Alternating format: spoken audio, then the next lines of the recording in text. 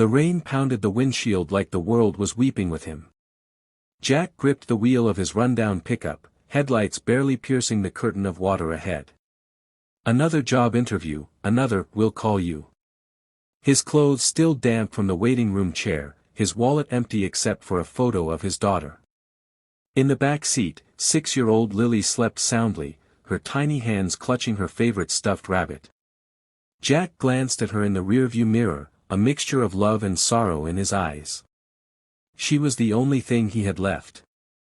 After losing his wife 2 years ago, everything else seemed to slip away, the house, the job, the savings, even his confidence. But not her.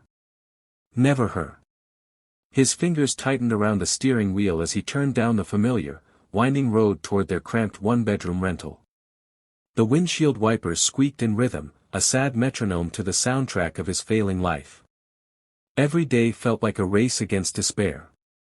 He couldn't let Lily see how close he was to giving up.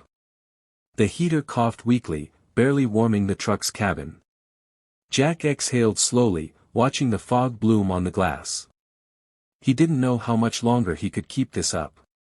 The world had grown cold and indifferent, but he wasn't ready to quit.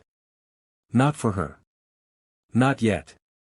And just when he thought this night couldn't get darker, something on the side of the road caught his eye, something that would change everything.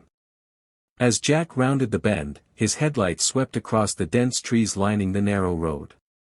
Through the blur of rain and shadows, something white flickered in the corner of his vision. He slammed the brakes. The truck skidded slightly before stopping on the muddy shoulder. His heart pounded, not from fear, but instinct. Something was wrong. He left Lily sleeping and stepped into the rain, boots sinking into the soaked earth. At first, he thought it was a scarecrow or maybe a mannequin, but as he drew closer, the truth hit him like ice. A woman stood there, soaked to the bone, chained to a tree. Her once elegant bridal gown was torn and filthy, her feet bare, her arms trembling. Her face was streaked with mud and tears, yet her eyes, wide and haunted, locked onto his with a silent, desperate plea. Jack froze, disbelief twisting in his chest. "Are you okay?" he asked, his voice almost drowned by the rain. She didn't speak. Didn't move. He looked around, no car, no house, no sign of anyone else. Just her. Alone. Abandoned. His own troubles, the unpaid bills, the empty fridge, the crushing weight of being a single father, suddenly felt small. Whoever she was, whatever happened, she needed help. And Jack couldn't walk away. He took off his coat and gently draped it over her shivering shoulders. "You're safe now," he whispered, not yet realizing that rescuing her would end up rescuing him, too. Jack didn't sleep that night. He couldn't.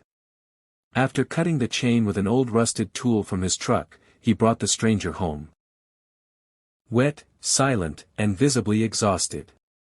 Lily stirred when they entered, rubbing her eyes, but said nothing as Jack gently laid the woman on the couch and wrapped her in blankets.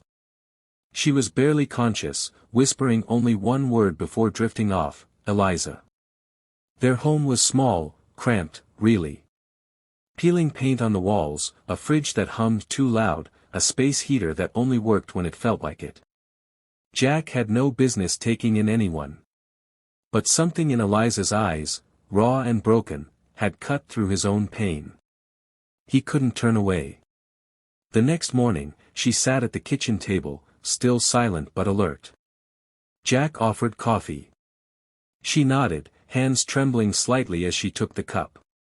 Over the days that followed, she spoke little, only answering questions with short, cautious replies. But she helped, quietly folding laundry, fixing a wobbly cabinet door, even sewing up Lily's torn stuffed rabbit without being asked. Lily took to her first. One morning, Jack found them on the floor playing with crayons, Lily giggling as Eliza shyly smiled. It was the first time Jack had heard that sound, real laughter, in months. The air in the house began to shift. Less heavy. Less sad. Jack didn't understand it yet, but something fragile and healing had begun. Eliza wasn't just surviving, she was bringing pieces of their broken home back to life. It was late. Lily had gone to bed hours ago, and the house was wrapped in that deep, heavy silence only night can bring. Jack sat at the small kitchen table, nursing a cup of lukewarm tea. Eliza stood by the window, watching the wind stir the trees. Then, softly, she spoke. "I was supposed to be married that day." Her voice cracked like a dry branch. Jack looked up, his heart tightening. "I didn't love him. Didn't even know him. My family said love was a luxury. They called it duty, honor." She turned, eyes brimming with pain. "I ran. They found me. Said I had brought shame. So they chained me. Left me there to think about what I'd done." Jack swallowed hard. Anger and heartbreak swelled inside him. He had no words at first. Just sat there, stunned by the cruelty. "I thought no one would ever stop," she whispered, staring at the floor. "That maybe I didn't matter enough to be saved." Jack stood slowly, walked over, and placed a hand gently on her shoulder. "You were never too lost," he said, his voice thick with emotion. "You were waiting to be found by someone who saw your worth." Tears fell freely then, hers first, then his. In that moment, something unspoken passed between them. Not pity. Not rescue. Recognition. Two broken souls, beginning to believe that maybe, they still deserved something beautiful. 1 year later, the little house was still small, but now, it overflowed with warmth. Morning light streamed through clean windows as laughter echoed from the kitchen. Jack stood at the stove flipping pancakes, his once weary face now lit with quiet joy. Across the table, Eliza helped Lily braid her hair, her touch gentle, her smile easy. Jack had a steady job now, working maintenance at a local school. It wasn't glamorous, but it paid the bills, and gave him pride. Eliza, once a woman silenced by shame, had become a fierce voice for others. She volunteered at a local shelter, helping women escape situations like hers, her story a lifeline for those on the edge of giving up. Lily beamed every time she introduced her. "This is my mom," she'd say proudly, as if the title had always belonged to Eliza. And maybe, in all the ways that mattered, it had. That night, after Lily fell asleep, Jack and Eliza sat on the porch, hands entwined, watching fireflies flicker against the dark.